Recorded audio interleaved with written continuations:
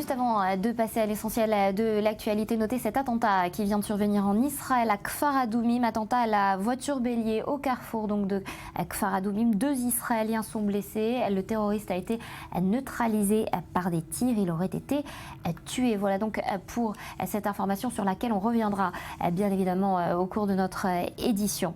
Et aujourd'hui, en France, c'est un hommage exceptionnel auquel les Français se préparent dans quelques heures. Une cérémonie inédite se déroulera à 10h30, heure de Paris, aux Invalides, en mémoire des 130 victimes des attentats du 13 novembre. François Hollande a invité les Français à mettre un drapeau tricolore à leur fenêtre. David Klezewski. Un par un, le nom des victimes résonnera aux Invalides ce matin à partir de 10h30 heure locale. Une cérémonie d'hommage sera présidée par François Hollande. Le protocole se veut très sobre et le ton solennel. 2 semaines tout juste après les massacres, la République entend honorer ses morts dans l'un de ses lieux les plus prestigieux, à l'endroit même où repose Napoléon. Les familles des victimes seront présentes en compagnie des blessés qui le peuvent ou le souhaitent. Comme en janvier dernier déjà, le chef de l'État et ses équipes se sont renseignés sur des éléments biographiques des hommes tombés sous les balles. Pour François Hollande, qui sera le seul à s'exprimer, il s'agit d'honorer leur mémoire en faisant connaître leur parcours ou leur personnalité. Hommage personnel, hommage générationnel. Selon l'un de ses proches, la vingtaine de minutes de discours est destinée aux victimes directes, mais aussi à toute une génération, celle des concerts, du Bataclan et des terrasses de café mitraillées. C'est en préparant cette cérémonie que l'idée du drapeau est revenue en force. Un engouement populaire autour des 3 couleurs nationales est perceptible. Je pense qu'on est en train de vivre un changement.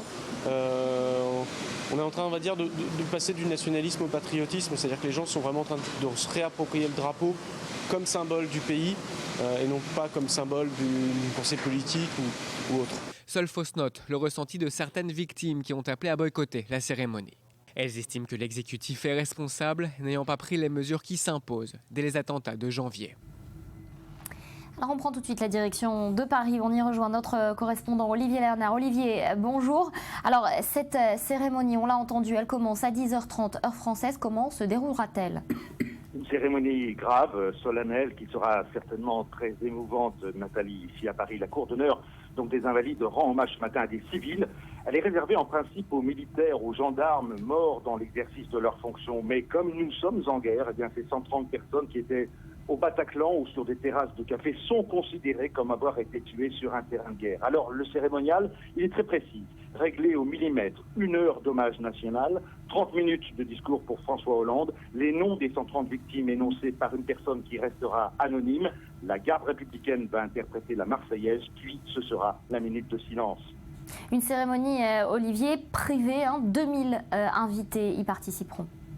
Alors autour du président Hollande, eh bien l'ensemble de son gouvernement et tous les visages politiques français, en passant par Nicolas Sarkozy et Marine Le Pen, les familles endeuillées, les blessés, les aides-soignants seront là, à l'exception de certains parents de victimes qui ont décidé de boycotter cette cérémonie. Certains estiment en effet que le gouvernement n'a pas pris les mesures nécessaires après les attentats de janvier dernier.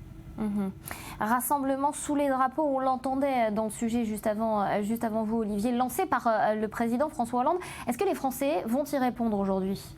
Le drapeau, vous savez, est un symbole de rassemblement fort, au même titre que la Marseillaise, qui a d'ailleurs été entonnée un peu partout dans le monde ces derniers jours. C'est aussi un acte fort et habile par cette initiative.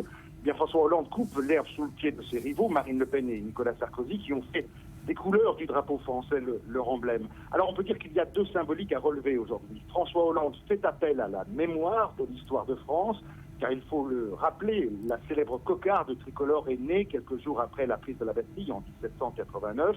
Et du même coup, le président hisse un drapeau tricolore face à la détestation de l'identité française sur laquelle surfent les islamistes radicaux, dont un certain nombre d'ailleurs sont français. À 10h30, donc, François Hollande va s'adresser à ce qu'on peut tristement appeler désormais la génération Bataclan. La moyenne d'âge des morts et des blessés est de 35 ans. Le drapeau français comme un véritable symbole d'union nationale en ce 27 novembre. Les réseaux sociaux en sont inondés depuis ce matin avec des photos, des dessins, des tatouages. Et nous verrons bien donc dans quelques heures si la symbolique principale est au balcon, si le tous au drapeau est passé de République à Bastille, de Saint-Denis à Versailles, de Roubaix à Marseille ou de Rennes à Strasbourg.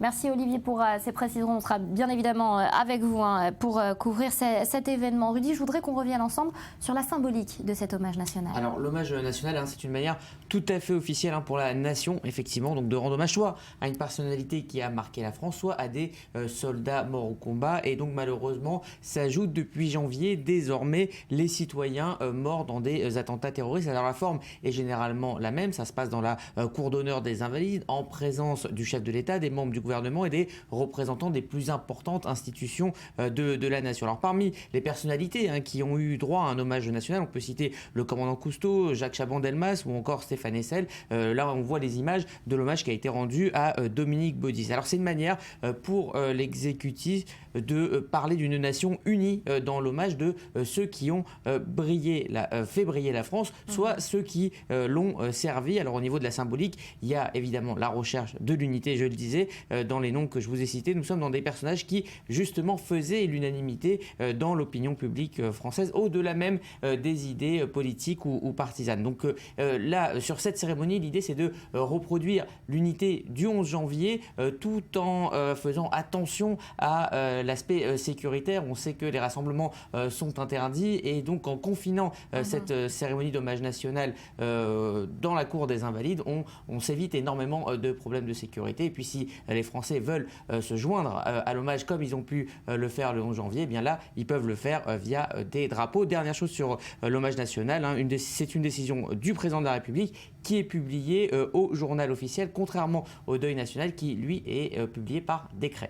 D'accord, alors unité, unanimité, ce sont des mots bien évidemment qui résonnent dans nos têtes. Cela dit, certains proches des victimes du 13 novembre dernier ont annoncé qu'ils ne seraient pas présents ce matin.